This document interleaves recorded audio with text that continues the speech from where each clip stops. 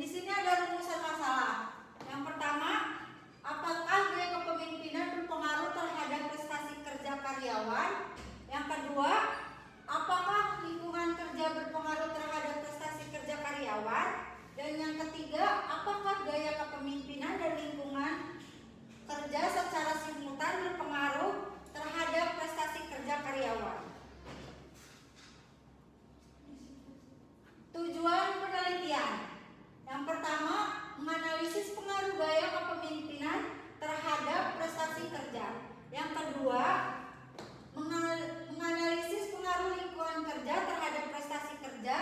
Yang ketiga, menganalisis pengaruh gaya kepemimpinan dan lingkungan kerja secara bersama-sama terhadap prestasi kerja. Di sini ada variabel penelitian. Variabel independen itu X. Di sini ada X1, X2, dan Y. X1 itu gaya kepemimpinan yang terdiri dari pengambilan keputusan, motivasi, komunikasi, pengendalian bawahan. Yang X2 itu lingkungan kerja. Di sini terdiri dari penerangan, sirkulasi udara, kebisingan, dan kebersihan. Dan variabel dependen itu yaitu variabel Y.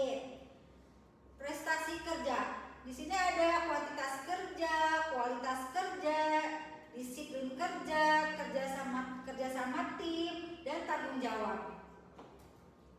Dan hipotesis penelitiannya yaitu H1, gaya kepemimpinan berpengaruh terhadap prestasi kerja karyawan. Dan yang kedua, lingkungan kerja berpengaruh terhadap prestasi kerja karyawan. Dan H3, gaya kepemimpinan dan lingkungan kerja berpengaruh terhadap prestasi kerja karyawan. Di sini ada metode penelitian. Saya menggunakan jenis penelitian kuantitatif dan lokasinya ada di PT Niko Mas Gemilang. Populasinya itu terdiri dari 100 karyawan dan sampelnya ada 100 karyawan. Dan teknik pengumpulan datanya ada kuesioner, wawancara, observasi, dan dokumentasi. Analisis datanya saya menggunakan software Smart PLS 3.39, uji validasi, uji reliabilitas, dan uji hipotesis. Terakhir ada analisis pengaruh antara variabel. Manfaat penelitian yang pertama itu teoritis, menambah referensi penelitian tentang kepemimpinan, lingkungan kerja, dan prestasi kerja.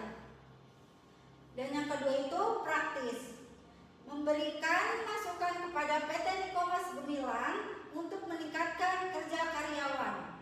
Yang ketiga ada akademis, menjadi bahan referensi selanjutnya. Dan di sini saya akan kesimpulan